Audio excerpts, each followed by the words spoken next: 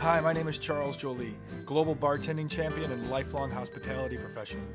I'm a craftsman at heart, whether it's turning a new muddler on my lathe, cultivating my garden, or developing a new cocktail. I'm a born and raised, proud Chicagoan, but bartending takes me all over the globe. I prefer to live life experientially, allowing those moments to influence my work. And I know the subtle differences that transform a good cocktail into a great one. But my straightforward approach comes down to 3 words: simple, seasonal, and balance, using fresh ingredients, quality spirits, and the best tools. Cheers. The difference between good and great is in the details. Hi, my name is Charles Jolie, world champion bartender. In collaboration with Fortessa, I've applied my bartending ethos to a comprehensive line of professional bar tools and glassware to bring the authentic cocktail experience home. Called Craft House by Fortessa, this collection is inspired by classic barware and updated with modern, real-world functionality. With informed design, drawing from the golden age of cocktails, and streamlined, timeless form, every feature purposeful, every detail functional. This collection provides all the tools to create the perfect cocktail experience at home. Cheers. The cocktail shaker is the center of any barware set. It's definitely an iconic shape and part of American cocktail culture. We thought long and hard about the style that we wanted to do for the Craft House by Fortessa line, and we went with my favorite style, which is known as the Boston shaker or the 2-piece shaker. This is really the choice of professionals all around the world today. The next step after you have your cocktail built and iced in the tin is to combine the 2 pieces. You don't need to bang these 2 together. They're designed to go with one another, and they're going to form a really nice seal. Just give it a nice press or a twist. You can tap it if you want a little extra assurance, but as soon as you give it an extra shake, you're going to form what's called the magic seal. This is the beauty of the Boston shaker. Everything holds together. Let's look at how to hold this shaker so it doesn't go flying across the room and so that we've got a comfortable grip on it. I really like to put 2 fingers underneath the bottom and wrap it around, and I like to keep 1 thumb over the top of the shaker. That way when I'm shaking, just in case this seal does open up, everything is still held together and I can keep it without dripping. The last step is one that I get a lot of questions on, and that's opening up your shaker. There's really 3 little tips or tricks that you can use to get this guy open once you've made your cocktail. Hold it firmly in one hand and give it a little bit of a tap to release the top shaker. It should come right out. 2, you can squeeze the big shaker, the large end of it, and that should just create a little bit of an air pocket to pull it out. Or on the 3rd end, you can go ahead and just give it a little bit of a twist, and that might release it as well. Whatever your technique is, I'm in the habit of giving a little bit of a pop. Again, no rules. As long as you can get to that cocktail inside the shaker, you're good to go. We've got our Chanal Knife, which is one of my favorite tools, but one that we don't often see. This is going to cut beautiful twists. It's going to kick out great aromatic oils over the top of our cocktails and really make dramatic garnishes very, very easy. We'll show you how to use that. We actually got quite a sharp blade on the back end of the Chanal Knife. We're going to angle that into the piece of fruit. As you start to cut, keeping the blade cutting towards the piece of fruit, we're going to twist the fruit and apply a gentle pressure, and it just cuts this really clean, excellent twist. So you've got your fine twist. You can make 2 out of this one quite easily. Just give it a little bit of a natural turn into the coil the way that the fruit wants to go. You have a really beautiful twist to add to your cocktail. You can also take it and tie a little knot. There's really lots of ways to play with this. It's really just up to your creativity. So we've got a few pieces that really look like they belong more like in the kitchen than the bar, but the crossover has totally happened. These are designed function specific for making cocktails. Each one of the pieces. First, our black walnut bar board or cutting board, just the right size, just the right thickness, not too heavy, easily travels with us and easily tucks away when we're not using it. You've got a great ridge here cut in, and so as we're cutting, any juices from fruit or whatnot flows away. This knife is designed perfectly not only to do all of your prep and work with your fruit, but you've got a nice fine blade so you can do your detail work as well. I really love the way that the steel curves up, and so it locks your thumb and your forefinger in the proper position.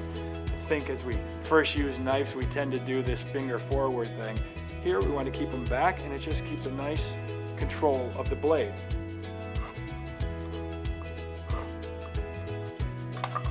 cut a really beautiful garnish. Once you've gotten a nice citrus peel, you've trimmed it down so it's clean and neat, because the presentation counts too. We can give a nice burst of orange oil over the top. So just by aiming skin side, facing the cocktail, one quick burst, you can see all the oil shoots across the top. It gives an incredible aroma and really makes a more complex drink. Give yourself a little twist, and you've got a really lovely garnish for your cocktail. When it comes time to strain our cocktail, we're going to rely on our Hawthorne strainer. There's a few features of your Hawthorne strainer that make its functionality really, really important. One, we've got a nice gauge, tight coiled spring, so it sets tightly in your Boston shaker. It also doesn't let anything through but your cocktail, so you don't get tons of little bits of ice and whatnot. When it comes to pouring your cocktail, one thing that I see with the Hawthorne strainer at times is that what we call closing the gate, which means that the spring moves all the way forward and the shaker closes against the strainer. This causes an uneven pour, it causes some spray and some spill.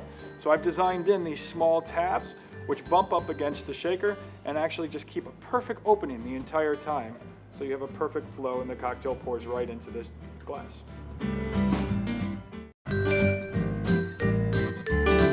A piece that you're going to use every time you make a cocktail in your lineup is the Jigger.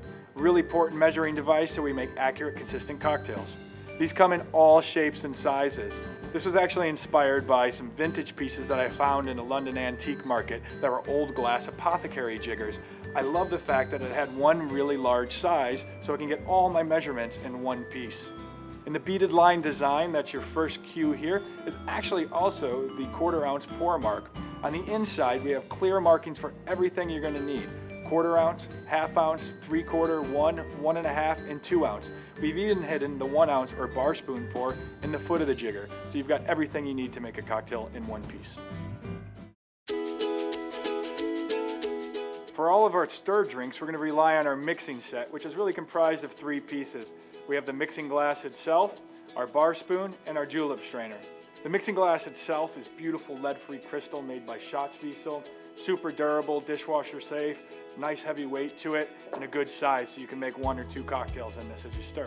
You're going to utilize your bar spoon to stir all of your cocktails. You'll see these in all shapes and sizes. I think that this is really just about the perfect length and has a great balance. You've got lots of small details in here, like the weighted in, which can double as a micro muddler if you're breaking up some sugar cubes for an old-fashioned or this type of cocktail. The bowl of the spoon is also a measure as well. You'll often see in recipes a bar spoon, which is about 1/8 of an ounce. You can use this as your measure as you're building. After you're done stirring your cocktail, you're going to need to strain it into your glass. You certainly can use your Hawthorne strainer in conjunction with a mixing glass, but I like to use the traditional strainer. This is called a julep strainer. We've designed all sorts of details into the julep strainer. Not only some beautiful designs that flow throughout the entire lineup, you've got a little bit of a V shape here, which helps it rest perfectly on the mixing glass as you go to pour it. You might notice this hole drilled in the middle of it as well. This is something to use in conjunction with our smash cup that we've designed. You can use it in a traditional pour that we'll show you in another video for straws or herbs in a really dramatic presentation. The muddler was an especially fun piece to design for the Craft House by Fortessa line. I actually do a bit of wood turning myself and used to make muddlers for people because you just couldn't find great pieces. We chose a solid black walnut wood, which is nice and dense. It gives a good weight. The only thing we put on this is a food grade mineral oil or a butcher's block oil, and that's all you want to do to maintain it as well. As with all the pieces in the lineup, all of the details are designed not only to look beautiful, but to be really functional as well.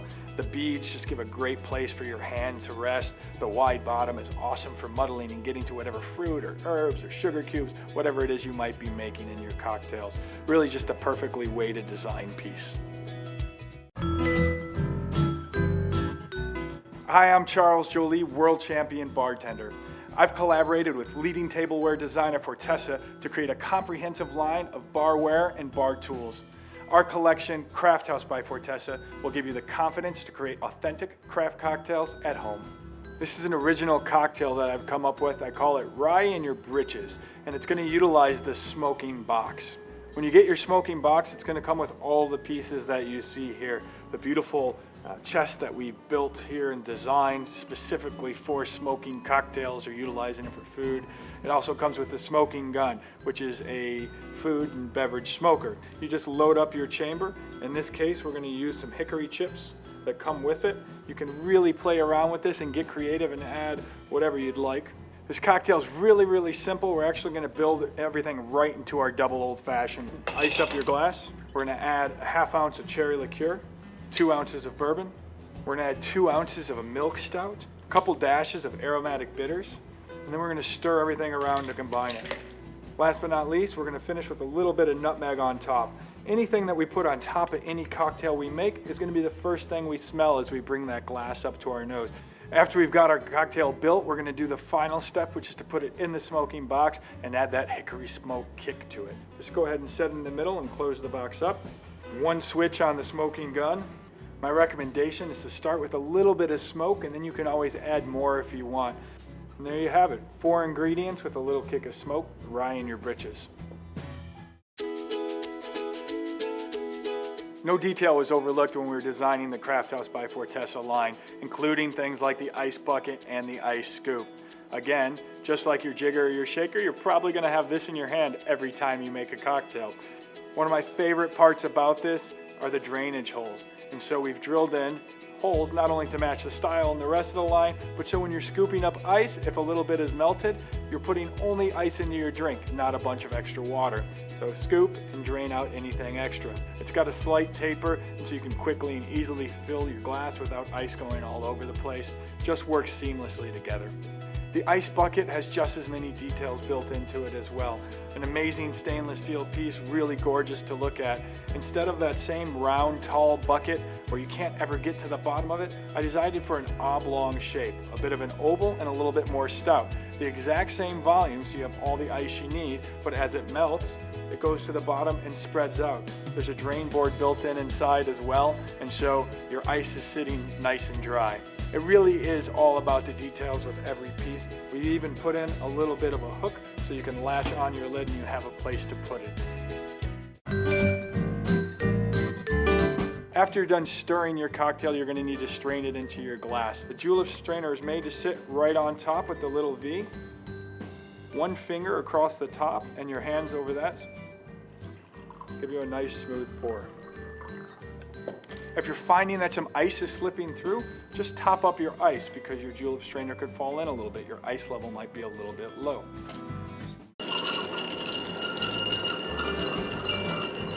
So we want to talk a little bit about how we actually stir and pour a cocktail and utilize our mixing glass.